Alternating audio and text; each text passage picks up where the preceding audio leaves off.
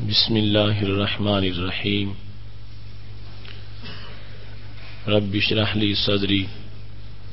ویسر لی امری واحلل عقدۃ من لسانی یفقہوا قولی. الحمد للہ العظیم والصلاة والسلام علی من اختص بالخلق العظیم وعلى آلہ واصحابہ الذین قاموا بتأیید الدین القویم. اما بعد فاعوذ باللہ من الشیطان الرجیم. بسم اللہ الرحمن الرحیم. فلا وربک لا یؤمنون حتی یحکموک فیما شجر بینہم ثم لا يجدوا في أنفسهم حرجا مما قضيت ويسلموا تسليما. صدق الله العظيم وصدق رسوله النبي الكريم الأمين. إن الله وملائكته يصلون على النبي يا أيها الذين آمنوا صلوا عليه وسلموا تسليما. الصلاة والسلام عليك يا سيدي يا رسول الله وعلى آلك وأصحابك يا حبيب الله. مولاي صل وسلم دائما أبدا على حبيبك خير الخلق كلهم. هو الحبيب الذي ترجى شفاعته لكل هول من الأهوال مقتحم. يا أكرم الخلق مالي من ألوذ به سواك عند حلول الحادث العمم. ربي صل وسلم دائما أبدا على حبيبك خير الخلق كلهم. اللہ تبارک و تعالی جل جلالہ وعم نوالہ واتم برہانہ وعظم شانہ کی حمد و ثنا اور حضور پر نور شافی یوم النشور اسوہ آدمیت محسن انسانیت قائد الانبیاء محبوب کبریا احمد مجتبی جناب محمد مصطفیٰ صلی اللہ علیہ وآلہ واصحابہ وبارک وسلم کے دربار گہر بار میں ہدیہ درود و سلام عرض کرنے کے بعد نہایت ہی محتشم علماء کرام، معزز سامعین حضرات و خواتین، رب ذوالجلال کے فضل اور توفیق سے ماہ رمضان المبارک کے سعادت افروز لمحات میں ادارہ صراط مستقیم کی طرف سے ہمیں آج فہم دین کورس کے 13ویں سبق میں شرکت کی سعادت حاصل ہو رہی ہے. میری دعا ہے خالق کائنات جل جلالہ ہمارا آج تک کا یہ علمی سفر اپنی بارگاہ میں قبول فرمائے اور ہمیں صحت و عافیت کے ساتھ اس کورس کی تکمیل کی توفیق عطا فرمائے. محتشم سامعین حضرات، ہماری آج کی گفتگو بڑے ہی اہم موضوع پر ہے، نظام مصطفیٰ صلی اللہ علیہ وآلہ وسلم کی بالادستی. میری دعا ہے خالق کائنات جل جلالہ ہمیں نظام مصطفیٰ صلی اللہ علیہ وسلم کی تعلیمات سمجھنے کی اور اپنے ملک میں اور پوری کائنات میں اس نظام کو نافذ کرنے کی توفیق عطا فرمائے۔ محتشم سامعین حضرات، آج ہم تاریخ کے جس نازک موڑ سے گزر رہے ہیں اور امت مسلمہ پر جتنے خطرات کے بادل منڈلا رہے ہیں اور صفحہ ہستی پر جس قدر امت مسلمہ کو ظلم و بربریت کا سامنا ہے، ایسے حالات میں ہماری نجات کے لیے اور دونوں جہاں میں سرخرو ہونے کے لیے یہ بڑا لازم ہے کہ ہم اس مقدس نظام کی بالادستی اور اس کے پیغام کو عام کریں، جس نظام نے کائنات میں سب سے بڑا انقلاب برپا کیا اور عرب کے ریگزاروں سے اس نظام نے جن بہاروں کا آغاز کیا تو پوری کائنات کو اس سے بہار آشنا کیا۔ رسول اکرم نور مجسم شفیع معظم صلی اللہ علیہ وآلہ وسلم نے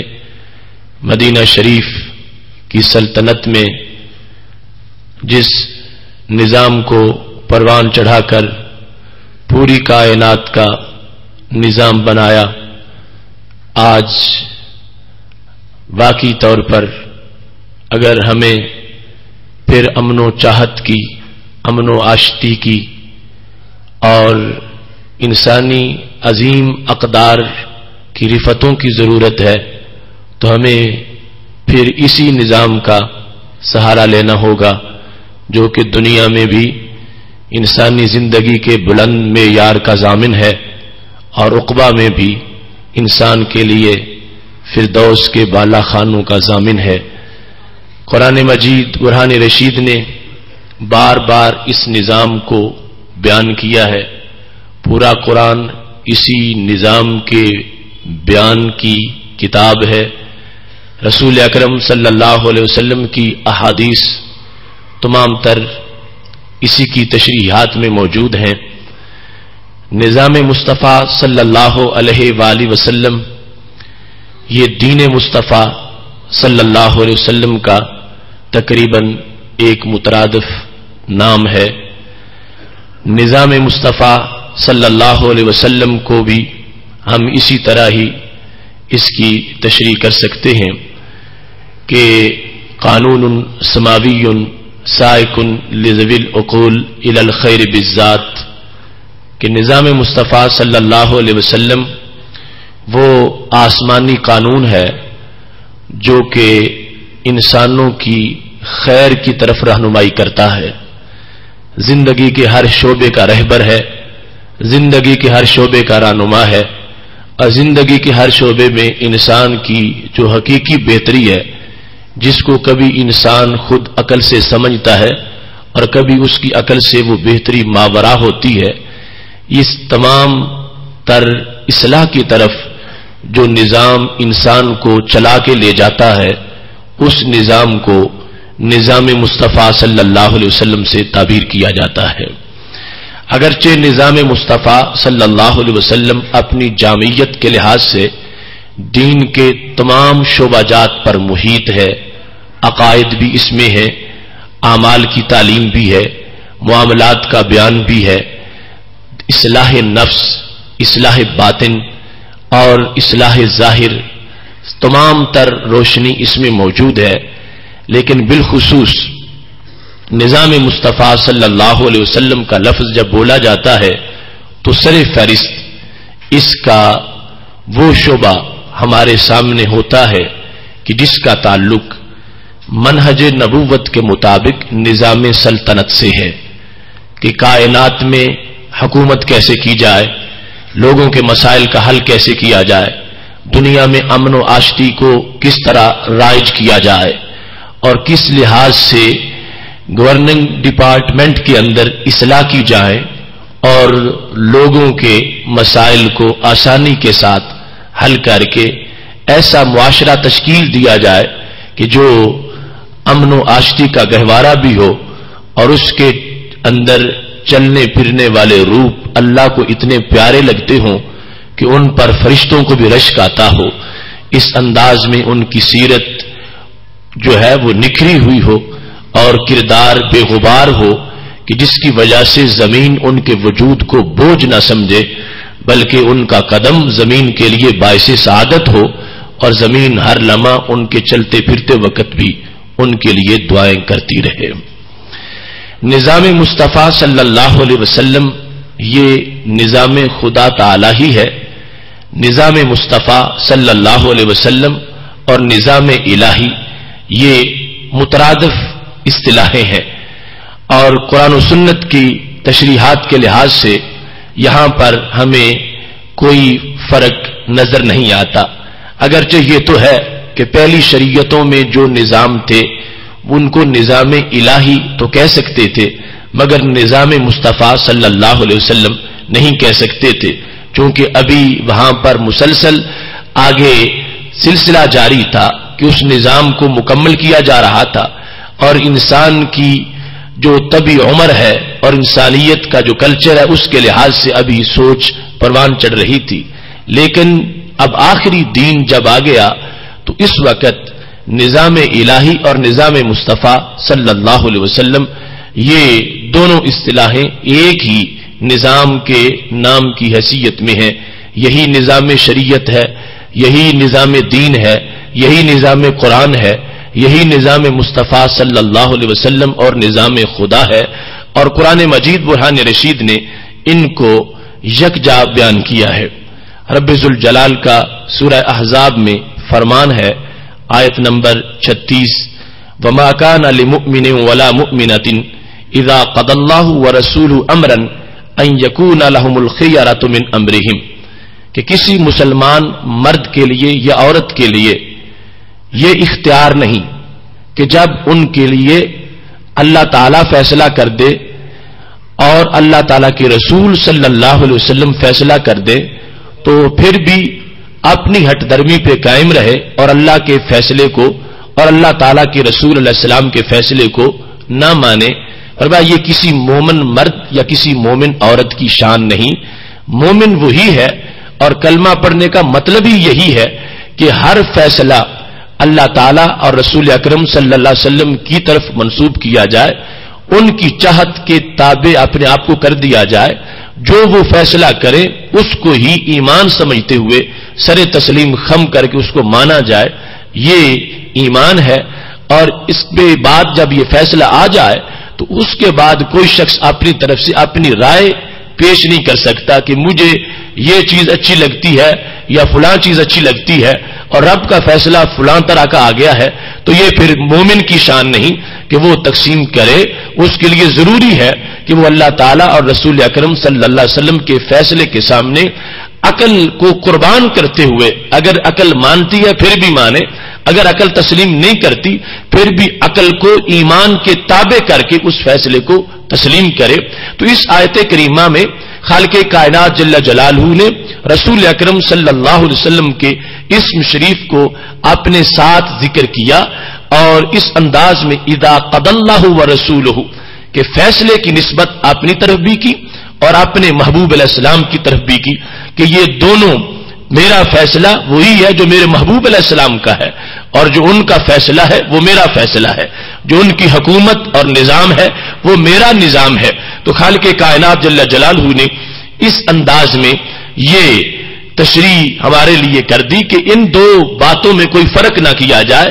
نظام مصطفیٰ صلی اللہ علیہ وسلم وہ میرے نظام کی ہی بات ہے اور یہ دونوں اصطلاحیں ایک ہی نظام کے بارے میں ہیں. ایسی سورہ توبہ کے اندر آیت نمبر 62 ہے,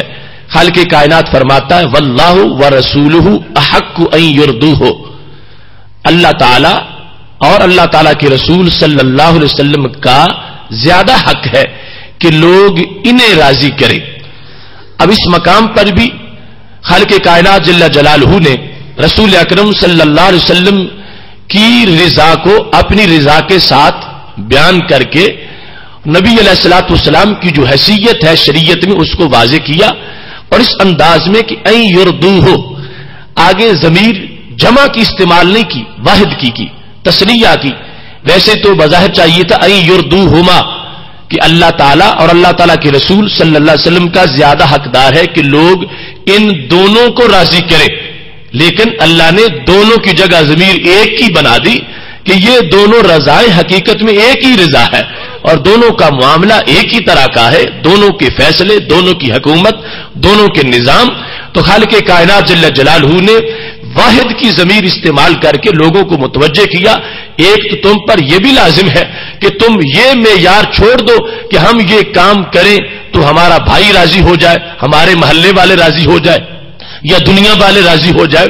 مخلوق کی، دیگر مخلوق کی رضا وہ ثانوی حیثیت میں رکھو.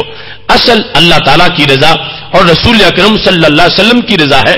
اپنے کاموں میں، اپنے فیصلوں میں، اپنی زندگی کے طریقے میں، اور کسی کی رضا کو معیار بنا کے اپنے آپ کو مت اس کے مطابق ڈھالو. بس یہ رضا ہے جو دو ذاتوں کی ہے اور ہے ایک رضا. اس کو معیار بنا کے اپنے آپ کو اس کے تابع کر کے زندگی گزارو گے تو اس زندگی کو کہا جائے گا کہ یہ نظام مصطفیٰ صلی اللہ علیہ وسلم کی چھاؤں میں گزاری جا رہی ہے. اس مقام پر آج جس وقت ہم نظام مصطفیٰ صلی اللہ علیہ وسلم کی بالادستی کے موضوع پر گفتگو کر رہے ہیں تو ابتدائی طور پر میں نے اس اصطلاح کی تھوڑی سی ڈیفینیشن اور تشریح کر دی. اب آگے یہ موضوع دو حصوں میں تقسیم ہو سکتا ہے، لیکن آج ہم اس پر ایک لحاظ سے گفتگو مکمل کریں گے انشاءاللہ تعالی. نظام مصطفیٰ صلی اللہ علیہ وسلم کی بالادستی، اس کا پہلا مطلب یہ ہے کہ انسان کی اپنی سوچ کے لحاظ سے نظام مصطفیٰ صلی اللہ علیہ وسلم کی بالادستی، کہ نظام مصطفیٰ صلی اللہ علیہ وسلم کو اتنا عظیم سمجھے کہ جب بھی کہیں مقابلہ ہو جائے اس کی خواہش کا اور نظام مصطفیٰ صلی اللہ علیہ وسلم کا،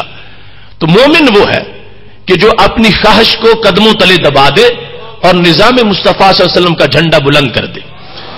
روزانہ دنیا کے معاملات میں بہت سی صورتیں ہر روز بندے کو ایسی پیش آتی ہیں، تو مومن کی شان یہ ہے کہ اس کے ذہن پر نظام مصطفیٰ صلی اللہ علیہ وسلم کی بالادستی کی ایسی چھاپ موجود ہو، وہ کبھی بھی پرواہ نہ کرے کہ اس میں میرا اتنا نقصان ہو جائے گا، میں اتنا پیچھے رہ جاؤں گا. رب کعبہ کی قسم ہے، نظام مصطفیٰ صلی اللہ علیہ وسلم کی پابندی کی وجہ سے جو پیچھے رہتا ہے وہ حقیقت میں سب سے آگے گزر جاتا ہے. اور یہ روزانہ کا امتحان اس طرح ہے. مثال کے طور پر ایک بیع و شراء کا طریقہ ہے، اس کو رواج میں اس کو بہت زیادہ اچھا سمجھا جاتا ہے اور بڑی کمائی ہوتی ہے،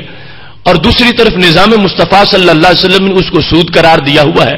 یا اس کو بیع باطل قرار دیا ہوا ہے، یا بیع فاسد قرار دیا ہوا ہے. تو اب مومن کی یہ شان ہے کہ وہ منافع نہیں دیکھے گا کہ کتنا منافع مجھے اس پہ ملتا ہے، وہ یہ دیکھے گا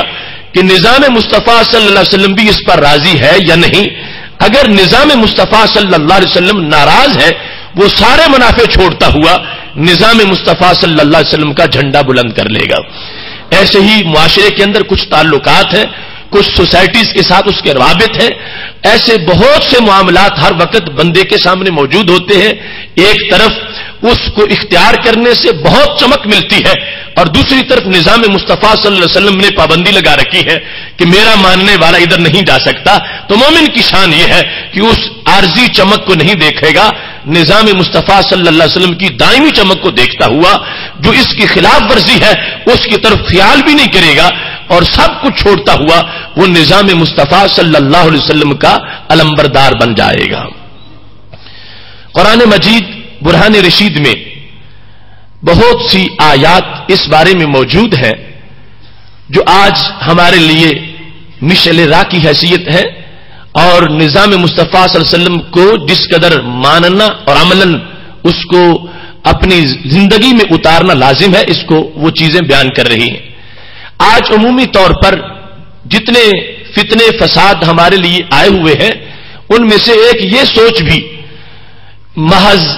ایک مزعومہ روشن کی خیالی کی شکل میں ہمیں دی جا رہی ہے. یہ ہر طرف سے جو غیر مسلم ہے وہ ہمیں یہ باور کرانا چاہتے ہیں کہ ایمان وہ ایک دل کا معاملہ ہے اور زبان سے تم توحید و رسالت کا اقرار کرتے رہو، باقی زندگی گزارنے میں جو تمہیں ضرورت ہے، ضروریات جتنی بھی ہے، وہ ایمان تمہیں کوئی مجبور نہیں کرتا، وہ تمہاری اپنی چاہت ہے. زندگی کے معاملے تم خود اپنی رائے سے بہتر ان کو تم انجام دے سکتے ہو. لہذا ایمان کو صرف اعتقاد تک، نظریے تک محدود رکھو اور اپنی پریکٹیکل لائف میں تم جو زمانہ جس طرح چل رہا ہے تم بھی اسی طرح چلو. یہ ایک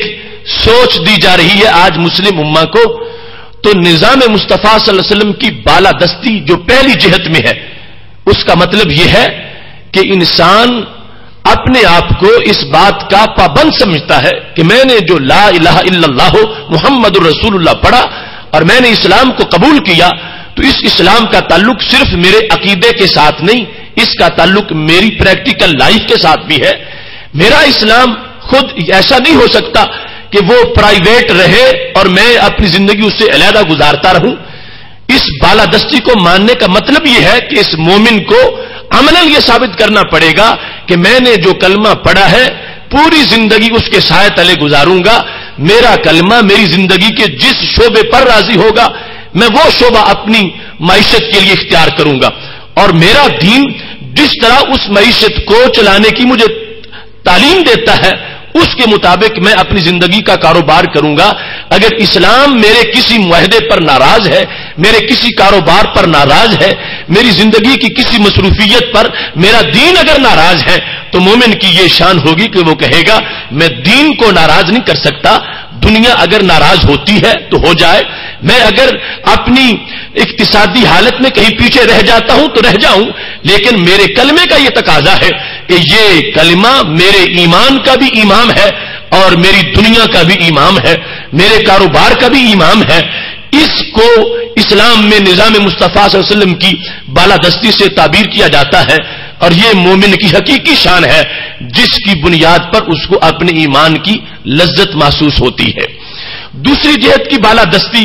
وہ موضوع ایک طویل موضوع ہے کہ ہم دنیا کے مختلف نظاموں کے مقابلے میں کمپیریٹو سٹڈی سے یہ ثابت کریں کہ فلان نظام کی فلاں شک کے مقابلے میں اسلام کی اس شک میں یہ عظمت موجود ہے. ہم ضمناً اس کا بھی ذکر کریں گے، لیکن یہ ابھی جو ابتدائی کام جس میں بعض جگہ نقب زنی ہو رہی ہے اور کمزوریاں ظاہر ہو رہی ہیں، جو خود انسان جب اپنی سوچ پر اس نظام کی بالادستی کو عملاً مان لے گا، اسے خود سمجھ آ جائے گی کہ کائنات کا ہر نظام جو بندوں کا بنایا ہوا ہے اس پر اللہ کی اس نظام کی یقیناً برتری اور فوقیت موجود ہے.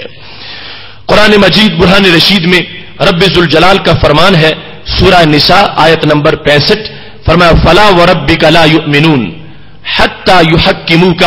فیما شجر بینہم. محبوب مجھے تمہارے رب کی قسم، لوگ اس وقت تک مومن نہیں ہو سکتے، اس وقت تک ان کا ایمان صحیح نہیں ہو سکتا، حتی یحکموک،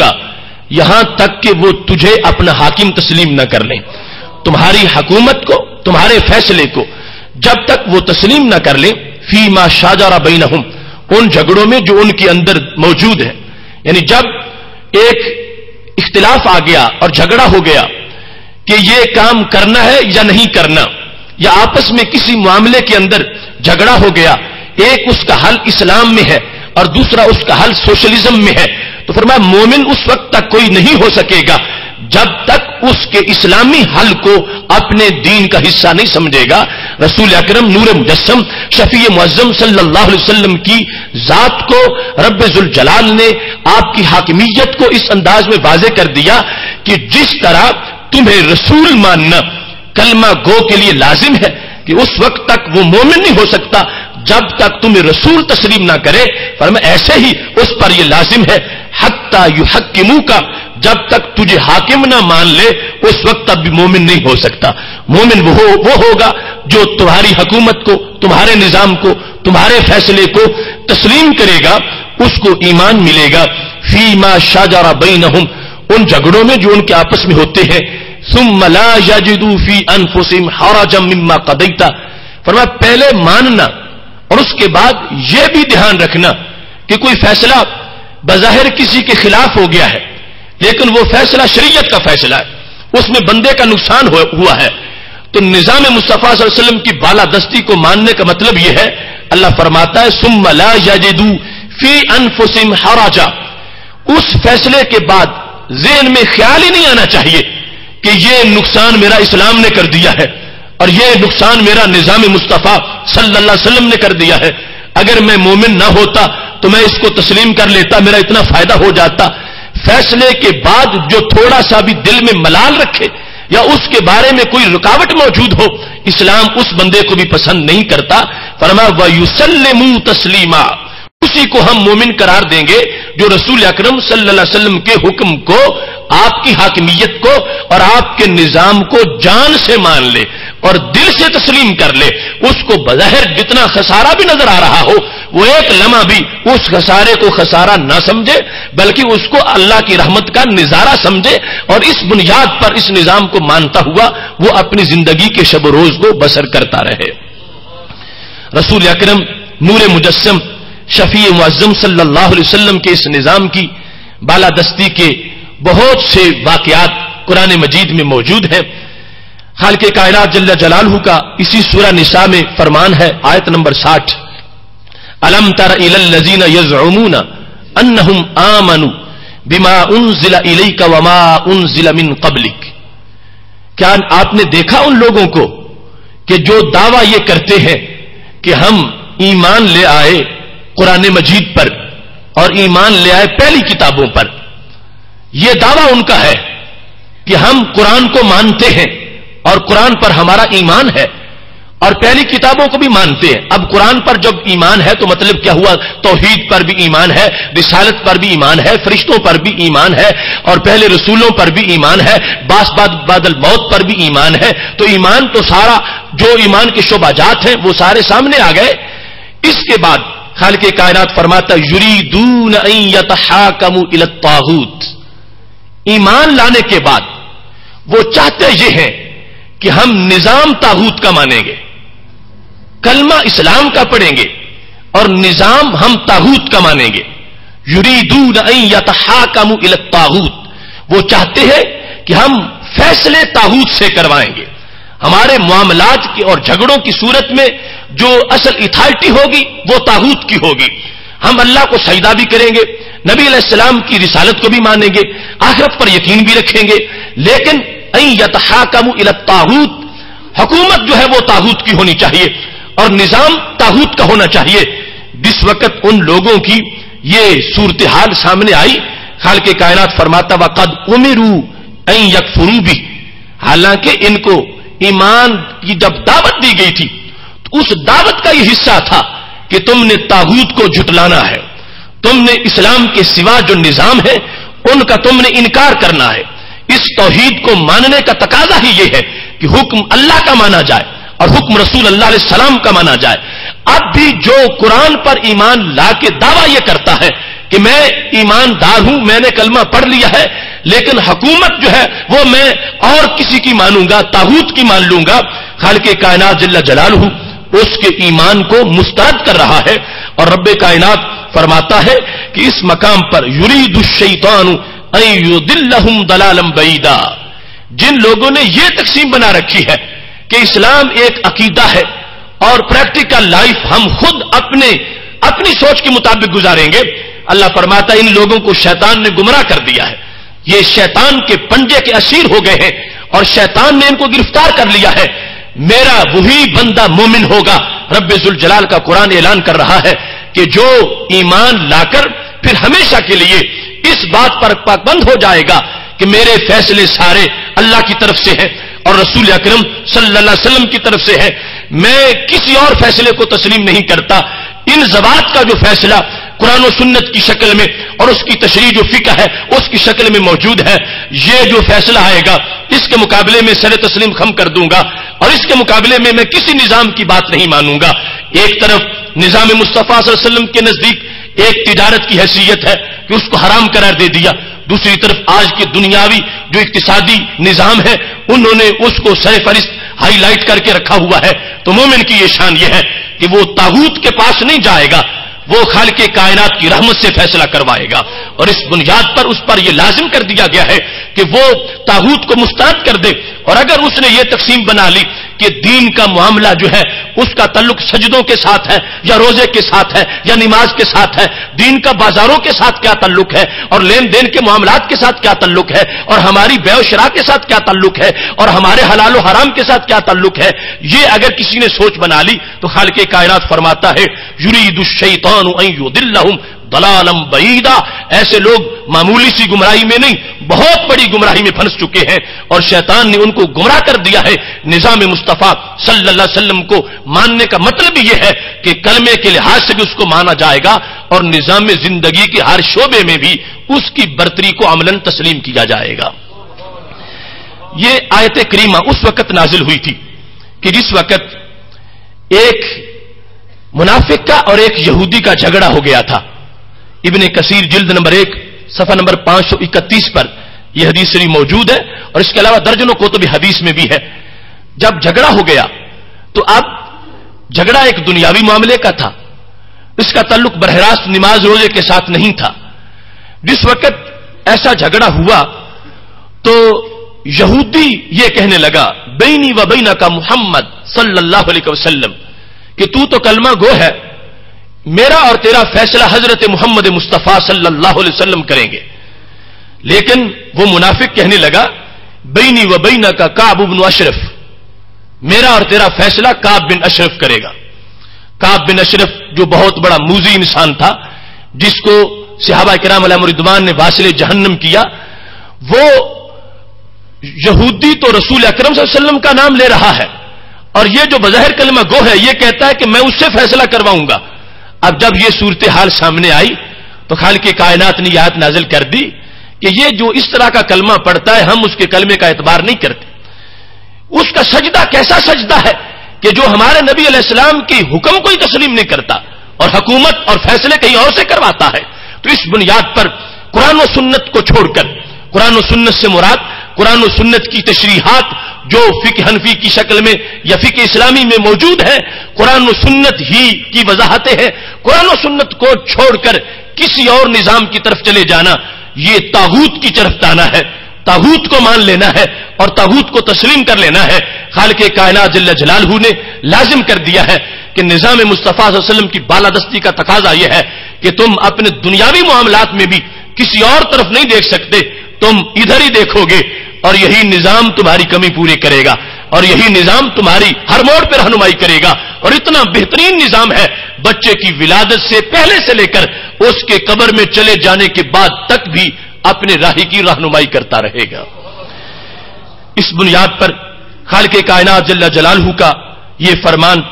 سورہ مائدہ آیت نمبر 50 میں موجود ہے. فرمایا افحکم الجاہلیت یبغون ومن احسن من اللہ حکما لقوم یوقنون. فرمایا اب بھی لوگ جاہلیت والا حکم ڈھونڈتے ہیں کہ جب معاملات کی باری آتی ہے تو کہتے ہیں یہ رسم اس طرح ہے، چونکہ یہ رواج اس طرح ہے، چونکہ اب اس وقت یہودی یہ کر رہے ہیں اور اس وقت ہندو یہ کر رہے ہیں اور اس وقت امریکہ میں چونکہ یہ ہو رہا ہے اور چونکہ فلاں جگہ یہ نظام رائج ہے. آپ حکم الجاہلیت یبغون، اللہ فرماتا ہے کہ آپ بھی جاہلیت والی باتیں کرتے ہیں اور وہ نظام تلاش کرتے ہیں. ومن احسن من اللہ حکما لقوم یوقنون، فرمایا یقین والوں کے لیے اللہ کی حکومت کے سامنے کس کی حکومت ہو سکتی ہے اور اللہ کے حکم کے مقابلے میں کون سا حکم ہو سکتا ہے. لہذا یہاں معیار عقل کو محض نہیں رکھا گیا، عقل کو سمجھ آئے یا نہ سمجھ آئے، یقین والوں کی شان یہ ہے وہ اللہ کے حکم کے سامنے دم نہیں ماریں گے. جو اللہ کا فیصلہ ہے کہ یہ چیز حلال ہے، یہ حرام ہے، یہ اچھی ہے، یہ بری ہے، یہ خوبصورت ہے، یہ بدصورت ہے، اس مومن کی شان یہ ہے، اس کا ایمان تب ایمان ہوگا اللہ کے معیار کو یہ معیار سمجھے، اپنی عقل کو اس کے تابع رکھتے ہوئے اپنی زندگی کی ہر گھڑی اس نظام کے مطابق بسر کرتا رہے. خالق کائنات جل جلالہ نے یہ سورہ شورى میں ارشاد فرمایا ہے وَمَا اخْتَلَفْتُمْ فِيهِ مِنْ شَيْءٍ فَحُكْمُهُ إِلَى اللَّهِ. جب بھی تمہیں اختلاف تمہارے سامنے آ جائے کہ یہ کام کرنا چاہیے یا نہیں کرنا چاہیے،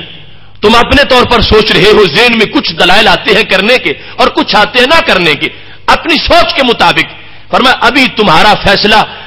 ذہن پر نہیں رکھا جائے گا، حکمہ اللہ، قرآن سے پوچھو، سنت سے پوچھو،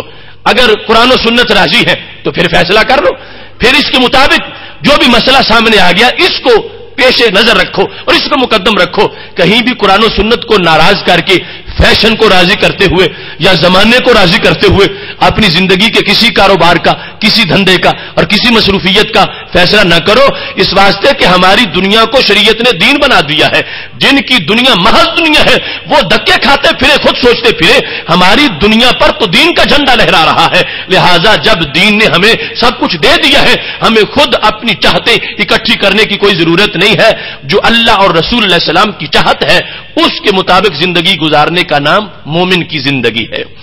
اور پھر سورہ نساء کے اندر آیت نمبر 59 ہے، خالق کائنات فرماتا ہے فَإِن تَنَازَعْتُمْ فِي شَيْءٍ فَرُدُّوهُ إِلَى اللَّهِ وَالرَّسُولِ. اگر تمہارا کسی معاملے میں جھگڑا ہو جائے تو کیا کرو؟ فرمایا اللہ اور رسول علیہ السلام کی طرف چلے جاؤ، وہ جھگڑا ادھر ان کے دربار میں پیش کر دو،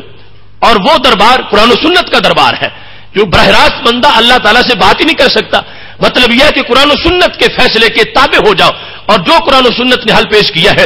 اس کے مقابلے میں پھر یہ تعویلیں نہ بناؤ کہ یہ پرانے دین کی باتیں ہیں یا ایکسپائر ہو چکا ہے یا اس کے اب وہ اتنی صدیوں پہلے یہ بات ہو رہی تھی اب بڑی نئی روشنی آ گئی ہے اور یہ ہو گیا ہے وہ ہو گیا ہے. مومن کی یہ شان نہیں. اس کے ایمان کا تقاضا یہ ہے کہ جو اس کی دنیا کا فیصلہ قرآن و سنت نے کیا ہے وہی حتمی فیصلہ ہے اور اسی کے اندر اس کی زندگی کی کامیابی کا راز موجود ہے. قرآن مجید برہان رشید میں اللہ تبارک و تعالی نے ہمارے لیے معیار بیان کیا، اس لحاظ سے بھی جس طرح نا کہ ویسے اللہ تعالیٰ کی توحید اور نبی علیہ السلام کی رسالت کے لحاظ سے بھی بار بار بیان کیا گیا کہ اس کو مومن کہتے ہیں اور اس کو منافق کہتے ہیں. یہ دنیاوی معاملات کے اندر بھی پریکٹیکل لائف کی جو مختلف صورتیں ہیں ان کے لحاظ سے بھی قرآن و سنت نے ہمارے لیے ایک معیار بیان کیا ہے. اور آج بڑے افسوس سے کہنا پڑتا ہے کہ یہ معاملات سارے ہمارے آنکھوں سے اوجھل ہو گئے ہیں. اسلام متین جو اسلام مقدس دین ہے اس کا جو عملی زندگی کے ساتھ اس کا حصہ منسلک ہے معاذاللہ وہ سرد خانے میں پڑا ہوا ہے.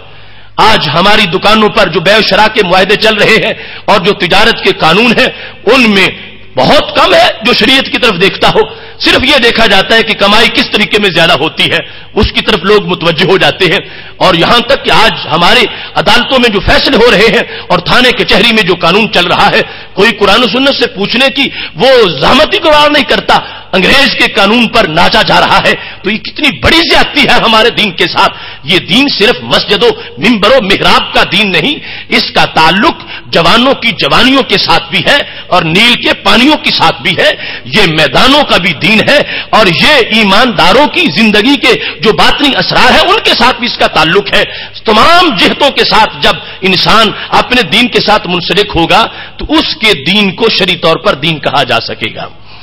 خالق کائنات جل جلالہ نے قرآن مجید برہان رشید میں نظام مصطفیٰ صلی اللہ علیہ وسلم کی بالادستی کا معیار بیان کیا. 2 آیات صرف پیش کرتا ہوں.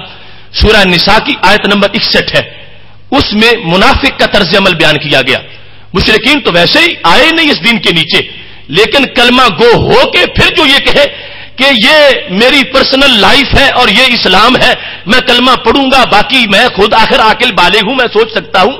اور دوسری طرف ایماندار ہے وہ کہتا ہے عقل قرباں کن بپیش مصطفیٰ صلی اللہ علیہ وسلم، سب کچھ ان کے قدموں پہ نثار ہے، وہ جو فرمائیں گے وہی ہمیں منظور ہے. اب قرآن مجید کی سورہ نساء کی آیت یہ ہے وَإِذَا قِيلَ لَهُمْ تَعَالَوْا إِلَى مَا أَنزَلَ اللَّهُ وَإِلَى الرَّسُولِ، جب کہا جائے ان کو آؤ اس کی طرف جو نازل کیا ہے اللہ نے، اور آؤ اس کی طرف، آؤ رسول اکرم صلی اللہ علیہ وسلم کی طرف، آؤ اللہ کے اتارے ہوئے قرآن کی طرف، اور آؤ رسول اکرم صلی اللہ علیہ وسلم کی طرف. آنے کا مطلب کیا ہے کہ یہ تمہارا جو مسئلہ اب نیا آیا ہے اس کا حل ان سے کروائیں، قرآن سے کروائیں یا رسول اکرم صلی اللہ علیہ وسلم سے کروائیں. جب یہ کہا جاتا ہے منافقین کو تو وہ کیا کہتے ہیں؟ اللہ فرماتا رأیت المنافقین یصدون عنک صدودا، آپ دیکھیں گے منافقین کو کہ وہ چہرہ پھیر جاتے. ماننا انہوں نے رکھا ہوا تھا زبان کے اوپر،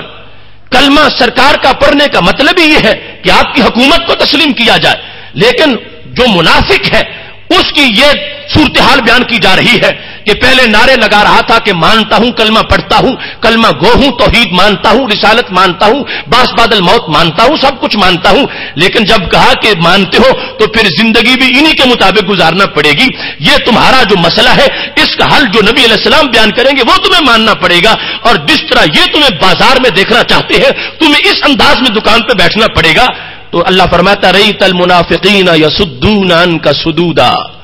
وہ جو توحید میں تو انکار نہیں کرتے، اگرچہ دل سے نہیں مانتے مگر زبان سے تو اقرار کرتے ہیں، رسالت کا بھی زبان سے اقرار کرتے ہیں، مگر نظام کو ماننا کتنا مشکل ہے، کیونکہ اس کا تعلق براہ راست زندگی پر ہے اور فوراً ضرب پڑتی ہے، کاروبار میں مندہ محسوس ہونے لگتا ہے اور انسان سمجھتا ہے کہ میں تو پیسے کی دوڑ میں پیچھے رہ رہا ہوں۔ فرمایا رأیت المنافقین یصدون عنک صدودا،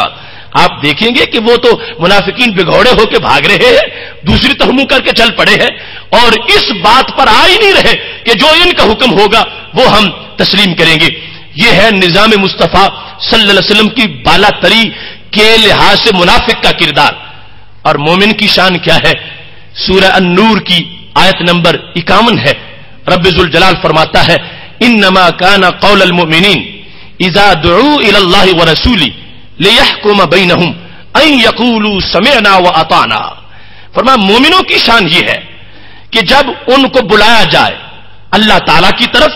اور اللہ تعالیٰ کے رسول صلی اللہ علیہ وسلم کی طرف، چونکہ دونوں کا معاملہ تو ایک ہی ہے، یہ آج کچھ لوگ تقسیم کر رہے ہیں، یہاں بار بار اللہ تعالیٰ کی طرف اور اللہ تعالیٰ کے رسول صلی اللہ علیہ وسلم کی طرف لیحکم بینہم، تاکہ یہ دونوں ذاتیں فیصلہ کر دیں، اور یہاں بھی وہی قانون ہے، حالانکہ لغت اور گرامر کے لحاظ سے چاہیے تھا لیحکما، تاکہ اللہ تعالیٰ اور رسول صلی اللہ علیہ وسلم دونوں اس کا فیصلہ کریں، لیکن قرآن نے کہا لیحکما کہ فیصلہ ہے جب ایک تو دو بنانے کی ضرورت کیا ہے، دونوں کی ضمیر لانے کی ضرورت کیا ہے، لیحکما دونوں کا فیصلہ ایک ہی فیصلہ ہے، دونوں کے دربار کی حیثیت ایک ہے، نبی علیہ السلام اللہ ہی کے تو نمائندہ ہے، لیحکم بینہم تاکہ رسول اکرم صلی اللہ علیہ وسلم ان کا فیصلہ کر دیں۔ ان یقولوا سمعنا واطعنا، یہ ہے جو شروع میں کہا کہ مومن کا یہ نعرہ ہوتا ہے کیا؟ سنا اور مان لیا، سمعنا واطعنا، سنا اور مان لیا، فوراً سنا فوراً مانا، اس میں یہ نہیں کہ مشورہ کریں گے دوستوں سے کہ کیا کاروبار پہ زد پڑتی ہے اس طرح یا نہیں، فیصلہ کریں گے کیا زندگی میں ہمارا جو کہلے بر ہے کہ اس میں کوئی فرق آتا ہے یا نہیں، نہیں، فوراً مومن کی شان یہ ہے کہ جب سامنے اللہ کا فرمان آ جائے، نبی علیہ السلام کا فیصلہ آ جائے تو یہ کیا کہے گا؟ سمعنا واطعنا، ہم نے سنا اور ہم نے فوراً مان لیا۔ اللہ فرماتا ہے یہ ہے نظام مصطفیٰ صلی اللہ علیہ وسلم کی بالا تری اور بالا دستی ماننے والے کہ یحکم بینہم، فیصلہ نبی علیہ السلام نے جب کیا، حالانکہ فیصلہ یقیناً جب دو کے درمیان ہوگا تو کسی کے خلاف ہی ہوگا، اور یقیناً جب کسی ایسی نوعیت میں فیصلہ ہوگا کہ ایسے کاروبار کرنا ہے یا نہیں کرنا تو ضرور اس میں کوئی ایسی صورتحال بھی سامنے آئے گی کہ جس میں بظاہر بندے کو نقصان کا خدشہ ہو، لیکن مومن کی شان یہ ہے کہ وہ نقصان کو نہیں دیکھتا، وہ رحمان کو دیکھتا ہے، اور وہ نقصان کو نہیں دیکھتا، وہ اپنے نبی علیہ السلام کے فرمان کو دیکھتا ہے اور اس کو دیکھتے ہوئے زندگی گزارتا ہے۔ تو کیا اس کو نقصان ہوگا؟ اللہ فرماتا ہے وَأُولَئِكَ هُمُ الْمُفْلِحُونَ، یہی ہیں کامیاب لوگ، یہی ہیں کامیاب لوگ جو اپنی معاملاتی زندگی کے اندر بھی اپنے فیصلے رائج نہیں کرتے، نبی علیہ السلام کی حکومت کو مانتے ہیں اور فیصلے کو تسلیم کرتے ہیں۔ تو یہ دو آیات ہمارے لیے معیار ہیں، اور اس محاسبہ کے ماحول میں ہمیں آج یہ بھی اپنا محاسبہ کرنا ہے کہ کیا عملاً ہم اسلام کے تقاضے پورے کر رہے ہیں اور نظام مصطفیٰ صلی اللہ علیہ وسلم کی بالا دستی جو ہے اس پر ہمارا عمل موجود ہے؟ کہیں ایسا تو نہیں ہوتا کہ ہم محض ایک روٹی کے لقمے کے لیے اور پیٹ کی جو آگ ہے اس کو بجھانے کے لیے کہیں باطل کا دھندا کر رہے ہوں اور باطل نظام کے پیچھے پڑے ہوئے ہوں، اور باطل نظام کو ہم نے اپنی دکانوں میں رائج کر رکھا ہو اور اپنے گھروں میں رائج کر رکھا ہو۔ نہیں نہیں، مومن کی یہ شان یہ ہے، وہ تنقید نہیں کرے گا، وہ اس میں تعویل نہیں کرے گا، اس کو صرف یہ پتہ چل جانا چاہیے، اور پتہ لگانا خود اس پہ فرض ہے کہ وہ جانے کہ میں نے زندگی کیسے گزارنی ہے۔ جب یہ دین اس کے سامنے نظام مصطفیٰ صلی اللہ علیہ وسلم کی یہ حکم کی صورت میں سامنے تشریح آ جائے گی، مومن کی شان ہے فوراً سر تسلیم خم کرتا ہوا نہیں دیکھے گا کہ نقصان ہوتا ہے یا فائدہ ہوتا ہے، وہ یہ دیکھتے ہوئے کہ میرے رب نے میری طرف حکم بھیج دیا ہے اور میرے نبی علیہ السلام کا فرمان ہو تو مجھے اور کیا چاہیے، زندگی کی چند گھڑیاں ہیں، روکی سوکی کھا کے گزار لوں گا مگر کبھی بھی اپنے محبوب علیہ السلام کو ناراض نہیں کروں گا۔ محتشم سامعین حضرات، قرآن مجید برہان رشید کے اندر خالق کائنات جل جلالہ نے 3 مقامات پر اور تینوں آیات سورہ مائدہ کی ہیں، ایک ہے آیت نمبر 44، ایک ہے 45 اور ایک ہے 47۔ خالق کائنات فرماتا وَمَن لَّمْ يَحْكُم بِمَا أَنزَلَ اللَّهُ فَأُولَٰئِكَ هُمُ الْكَافِرُونَ، جو اللہ کے اتارے ہوئے کے مطابق فیصلہ نہ کریں وہ کافر ہیں۔ پھر فرمایا وَمَن لَّمْ يَحْكُم بِمَا أَنزَلَ اللَّهُ فَأُولَٰئِكَ هُمُ الظَّالِمُونَ، جو اللہ کی شریعت اور نظام مصطفیٰ صلی اللہ علیہ وسلم کی بالا دستی کے مطابق فیصلہ نہ کرے وہ ظالم ہیں۔ اور تیسرے نمبر پر فرمایا فَأُولَٰئِكَ هُمُ الْفَاسِقُونَ، وہ فاسق ہیں۔ اب دیکھو چونکہ اسلام کا تعلق دنیا کے ساتھ بھی ہے دین کے ساتھ بھی ہے، اور وہ دین کو یوں دنیا کو دین بنانا چاہتا ہے، اگرچہ کاروبار زندگی ہوگا لیکن شریعت مطہرہ کے سائے کے مطابق ہوگا۔ تو جب گھر سے نکلا تھا دکان پہ جا رہا تھا اس کے کندھوں پر گناہوں کے بوجھ تھے اور اس کو تشویش تھی کہ آج پتہ نہیں کوئی بکری ہوتی ہے یا کوئی پرافٹ ملتا ہے یا نہیں، لیکن حلال کے سائے میں بیٹھ کر اس نے دکانداری کی ہے۔ جب شام آئے گا تو سارے گناہوں کی گچھڑیاں کندھوں سے گر چکی ہوں گی اور دکان سے بالکل خالی وہ گناہوں سے پاک ہو کے آ رہا ہوگا۔ تو چونکہ اسلام نے بندے کو دنیا میں بھی پاک بنانا ہے تو اب اس کی پابندی کرنا پڑے گی۔ اس کا فیصلہ کتنا بڑا فیصلہ ہے، حکومت کو مانیں گے تو یہ ثواب ملے گا، اور اگر یہ نظام مصطفیٰ صلی اللہ علیہ وسلم کے بارے میں کہہ دیں کہ وہ ایک معاملہ پرائیویٹ سے اس کو رہنے دو، آج تو پھر دنیا میں یہی چلتا ہے ہمیں یہی کرنا پڑے گا، یہ ایمانداروں کی شان نہیں۔ اور کتنے سخت لفظ ہیں، فَأُولَٰئِكَ هُمُ الْكَافِرُونَ فَأُولَٰئِكَ هُمُ الظَّالِمُونَ فَأُولَٰئِكَ هُمُ الْفَاسِقُونَ، یہ ان لوگوں کے بارے میں ہے کہ جو دین میں آئے اور پھر اس حکومت کو نہیں مانا، دین میں آئے اور نظام مصطفیٰ صلی اللہ علیہ وسلم کو نہیں مانا۔ کیونکہ یہاں پر جو پیچھے ذکر ہے اصل میں وہ ہے ان یہودیوں کا جنہوں نے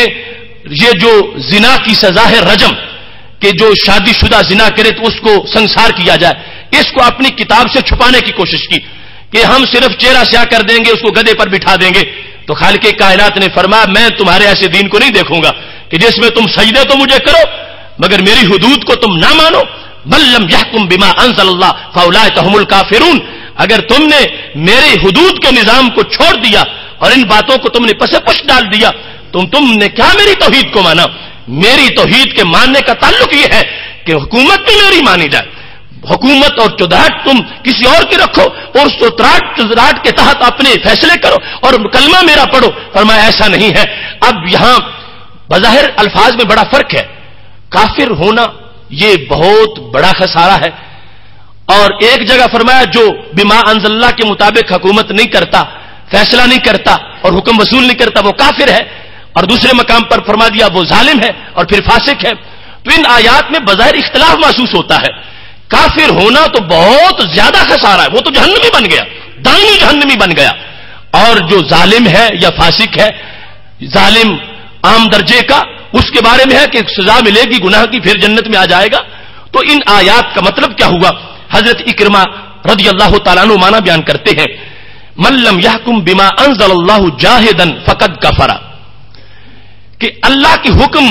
کے مطابق فیصلہ نہ کرنا، اس کی 2 صورتیں ہیں۔ ایک یہ ہے کہ دل سے ہی انکار کرنا کہ یہ فیصلہ درست ہی نہیں اللہ کا، یہ نظام مصطفیٰ صلی اللہ علیہ وسلم کا فیصلہ درست ہی نہیں، دل سے انکار کر جانا، اور ایک ہے دل سے تو ماننا مگر عملاً انکار کر جانا۔ اگر کوئی شخص دل سے ہی منکر ہے کہ قرآن مجید کے اندر یہ چور کی جو سزا ہے یہ سزا معاذ اللہ ظالمانہ ہے تو وہ شخص پکا کافر ہے، اس کے کفر میں کوئی شک نہیں۔ حدود کے لحاظ سے جتنے بھی احکام کے معاملات ہیں جو دل سے انکار کرنے والا ہے اور اس نے اس کو انکار کر دیا تو وہ دل کے انکار کے لحاظ سے کافرون کا حکم ہے، اور اگر دل سے انکار نہ ہو عملاً انکار ہو، ویسے انکار ہو تو پھر اس کے بارے میں ظالمون کا حکم ہے اور فاسقون کا حکم ہے۔ تو اس بنیاد پر ہمیں آج یہ بھی اپنا محاسبہ کرنا چاہیے کہ خالق کائنات جل جلالہ ہمیں کفر سے بھی بچائے اور اللہ تبارک و تعالی ہمیں ظلم اور فسق سے بھی بچائے. یہ جہاں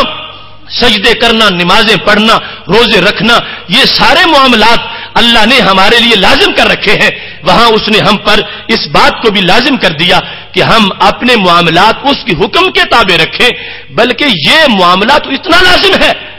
کچھ مراحل ایسے بھی آتے ہیں جہاں خالق کائنات جل جلالہ اپنی بندگی کے بارے میں یہ چھوٹ دے دیتا ہے کہ ٹھیک ہے تم کافر رہتے ہو، کافر رہو،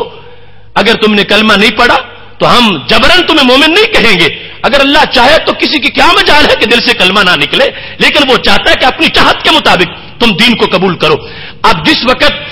ایک مرحلہ ایسا بھی آتا ہے کہ جہاں جزیہ کی شکل میں اللہ یہ منظور کر لیتا ہے ٹھیک ہے تم ذمہ بن جاؤ، ٹیکس دیتے رہو اور اپنے مذہب پہ رہو.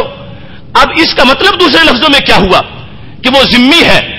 وہ اللہ کو سجدہ نہیں کر رہا اور دین کو اس نے کلمہ نہیں پڑھا، لیکن اس سے حکومت منوائی گئی ہے. وہ مقام جہاں پر جا کے سجدے کی بالآخر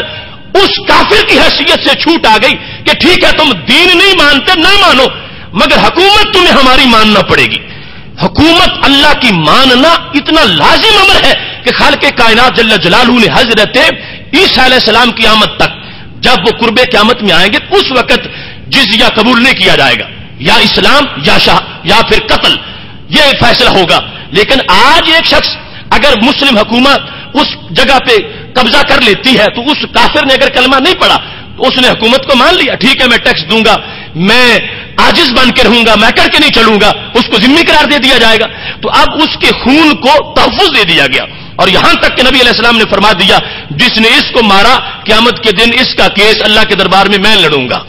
اتنی اس ذمہ کو حیثیت دے دی گئی. تو اب کیا اس کا معاملہ ہے؟ وہ اللہ کو تو سجدہ ہی نہیں کرتا، لیکن اللہ کی حکومت کو اس نے تسلیم کر لیا ہے کہ جو اس سلطنت کے اندر اللہ کا راج ہے، نظام مصطفیٰ صلی اللہ علیہ وسلم کی بالادستی ہے، میں اس سے سرکشی نہیں کروں گا، میں اس کے خلاف نہیں چلوں گا. تو دیکھو اتنا لازم ہے اللہ کے دین کو یعنی حکم کو ماننا، اس کی حکومت اور نبی علیہ الصلوۃ والسلام کے راج کو تسلیم کر لینا کہ جزیہ آج اس کو شریعت کا حصہ بنا دیا گیا ہے کہ ٹھیک ہے اگر کسی نے کلمہ نہیں پڑھا اس کو دہنے دو اپنے دین پر، مگر اس کو ہمارے نظام کی مخالفت نہیں کرنا ہوگی، نظام ہمارا ماننا پڑے گا. تو اس واسطے نظام کی بات اتنی کام کی بات ہے کہ اس کو معمولی نہ سمجھا جائے. اگر آج ہم مسجدوں میں سجدہ کر لیں اور ہماری کچہریاں اس نظام سے خالی رہے، ہمارے معاملات زندگی اس نظام سے بالکل ناآشنا رہے تو کتنا بڑا خسارہ ہوگا اس دین کا اور ہمارا حقیقت میں خسارہ ہوگا. تو یہ دونوں معاملات لازم ہیں، بندگی بھی اس کی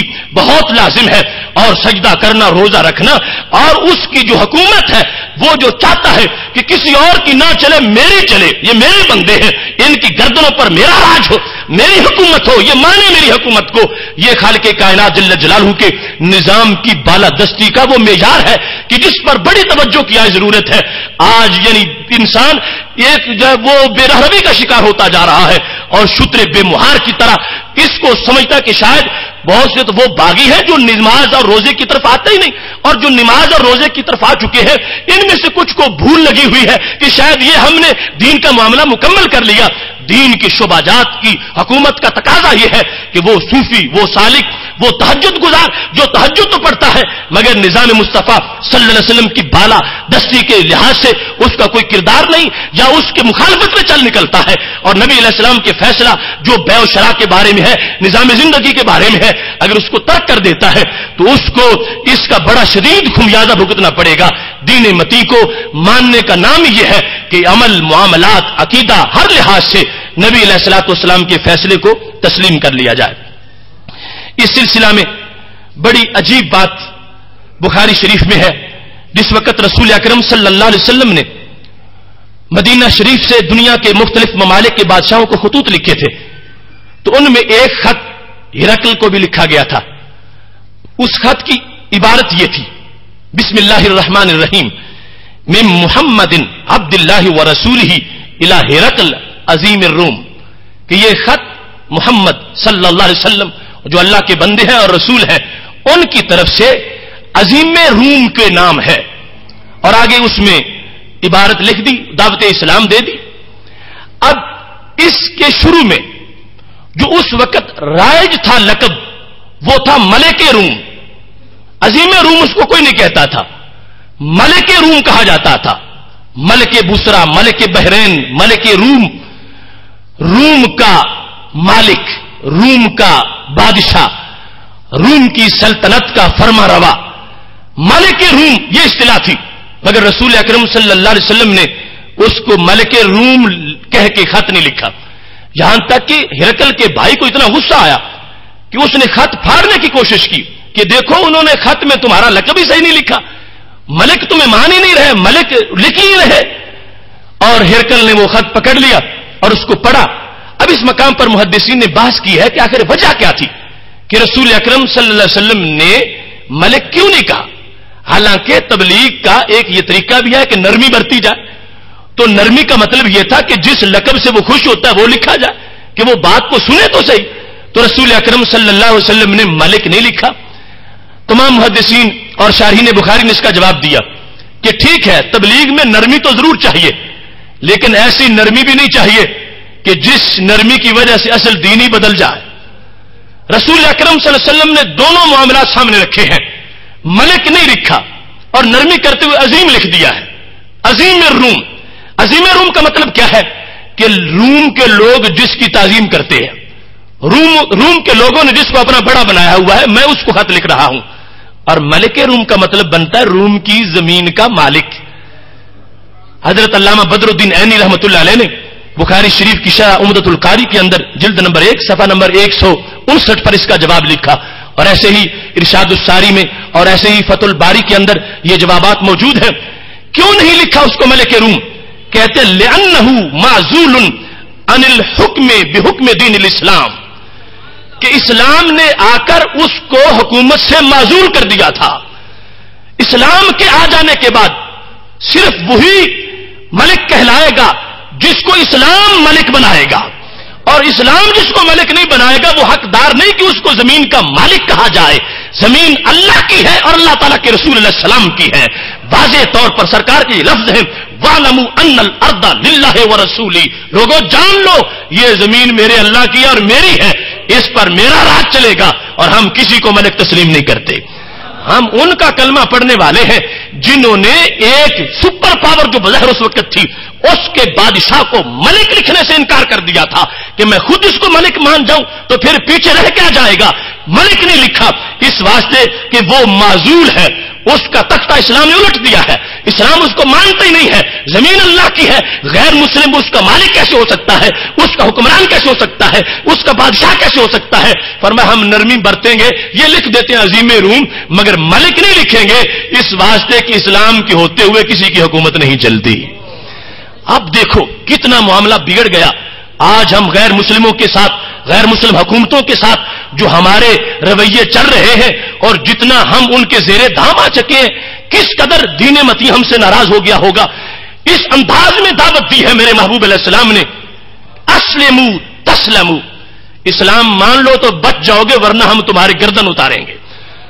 یہ انداز تھا اس وقت کے جب مسلمان تھوڑے سے تھے اور کروڑوں ہو اور پھر نیچے دب کے رہے اور ان کو پوری طرح اپنے اوپر سوار کر لیں. یہ نظام مصطفیٰ صلی اللہ علیہ وسلم کی بالادستی نہیں ہے. نظام مصطفیٰ صلی اللہ علیہ وسلم کی بالادستی کا مطلب یہ تھا کہ ہمارے محبوب علیہ الصلوۃ والسلام نے خط لکھتے وقت بھی یہ لکھا کہ قیامت تک میری امت کو مذاکرات کرتے ہوئے بھی میری تعلیمات کو سامنے رکھنا چاہیے کہ ہم غیر مسلم حکومت سے مذاکرات کریں گے تو نظام مصطفیٰ صلی اللہ علیہ وسلم اس میں بھی ہمیں سبق دے رہا ہے کہ ان کو ملو تو اس انداز سے، ان سے بولو تو اس انداز سے، ان کا ادب کرو تو اتنا تک کرو، ان کو یوں اپنے سر کے اوپر نہ چڑھا لو کہ جس کی وجہ سے دین کی بھی ادبی ہو جائے اور تمہارے ایمان کی بھی ادبی ہو جائے. نبی اکرم نور مجسم شفیع معظم صلی اللہ علیہ وسلم نے اس انداز میں اپنی امت کو تعلیم دی ہے. اب صرف ایک بات بالکل مختصر سی کہ جب ہم دیکھتے ہیں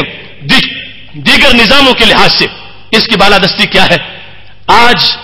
بڑی بڑی ماڈرن حکومتیں انہوں نے اولڈ سٹیزنز کی تنظیمیں بنائی کہ یہ جو بوڑھے والدین ہیں ان کا بھی مقام ہوتا ہے، ان کو بوجھ نہ سمجھو، ان کے لیے کچھ تنظیمیں بناتی ہیں. آج جہاں پہ شعور پہنچا ہے 14 صدیوں سے زائد عرصہ پہلے میرے محبوب علیہ السلام کی سوچ کا اس وقت یہ جھنڈا لہرا رہا تھا کتنا خوبصورت پیغام ہے نظام مصطفیٰ صلی اللہ علیہ وسلم کی بالا طریقہ. اور ابو داؤد شریف میں حدیث شریف موجود ہے, رسول اکرم صلی اللہ علیہ وسلم فرماتے ہیں ان من اجلال اللہ اکرام ذی الشیبۃ المسلم. فرمایا جو بندہ بوڑھا ہو چکا ہے, جس کی داڑھی کے بال سفید ہو گئے ہیں, اس بوڑھے کو بوجھ نہ سمجھو, وہ تمہارے معاشرے میں رحمت کی علامت ہے. ان من اکرام اللہ اجلال ذی الشیبۃ المسلم. فرمایا جس نے بوڑھے مسلمان کی عزت کی اس نے اللہ کا ادب کیا, اس نے خالق کائنات جل جلالہ کا احترام کیا. جس نے ایک بوڑھی خاتون کا ادب کیا, بوڑھے مسلمان کا, مومنہ کا ادب کیا. اب دیکھو دوسرے نظاموں کے مقابلے میں ہر جہت میں ایسی بالا دستی اس نظام کی ہے. میرا رب ہمیں اس نظام کے تمام شعبہ جات کو عملی شکل میں ہمیں نافذ کرنے کی توفیق عطا فرمائے. وآخر دعوانا ان الحمد للہ رب العالمین.